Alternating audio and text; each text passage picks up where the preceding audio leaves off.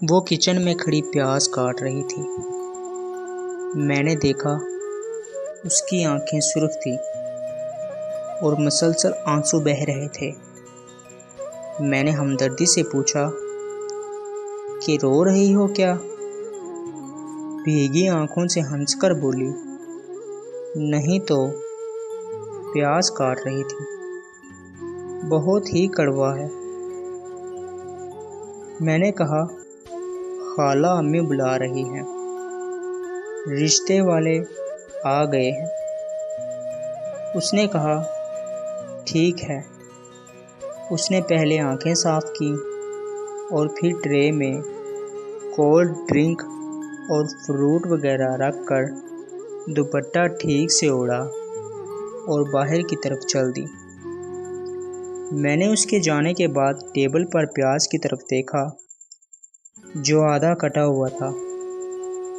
باقی پیاز میں کاٹنے لگا اور حیرت کا جھٹکا مجھے تب لگا جب پورا پیاز کٹ گیا اور نہ میری آنکھیں جلیں اور نہ ان میں پانی آیا۔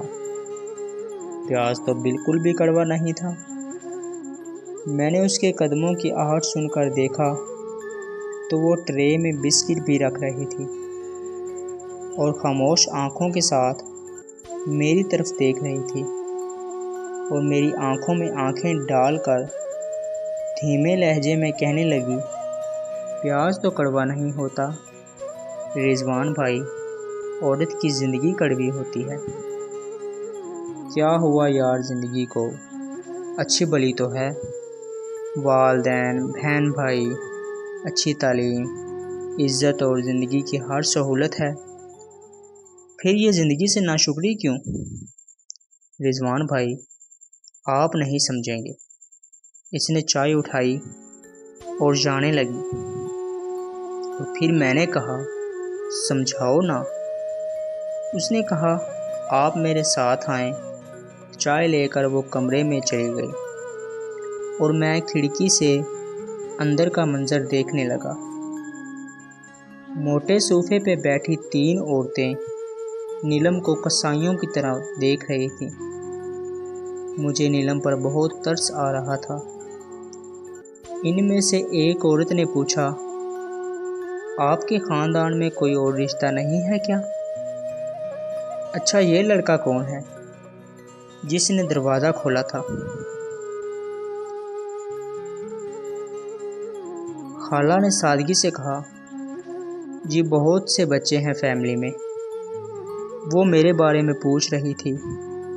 میرا بھانجا ہے، CSS کیا ہے، ابھی بہت جلد ہی ٹریننگ پر چلا جائے گا۔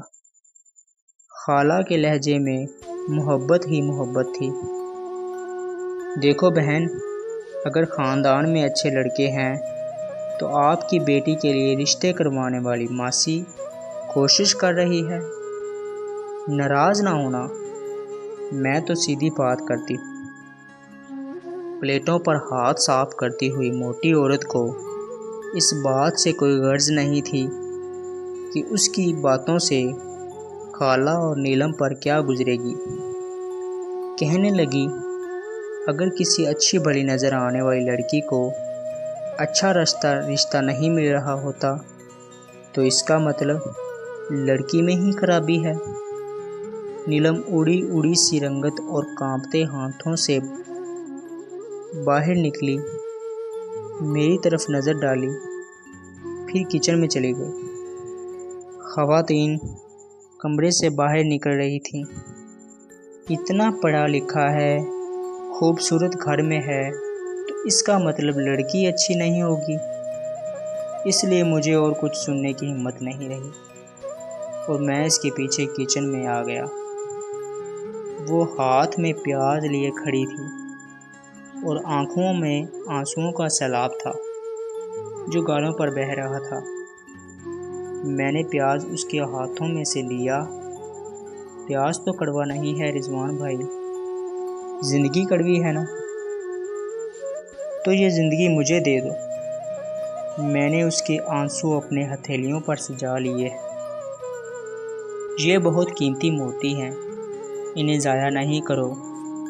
وہ حیرت اور بے چینی سے مجھے دیکھ رہی تھی اور میں دل ہی دل میں خود کو کوس رہا تھا۔ میں نے امی کے بار بار کہنے کے باوجود اس کے لیے حامی نہیں بھری تھی، حالانکہ شریک حیات کے لیے جن خوبیوں کی ضرورت ہوتی ہے نیلم میں موجود تھی۔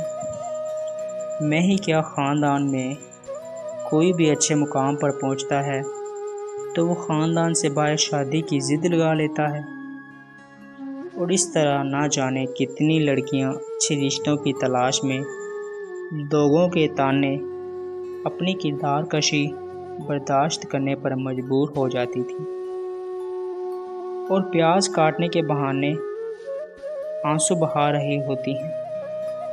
کوشش کیا کریں کہ آپ کی وجہ سے کسی کو تکلیف نہ ہو۔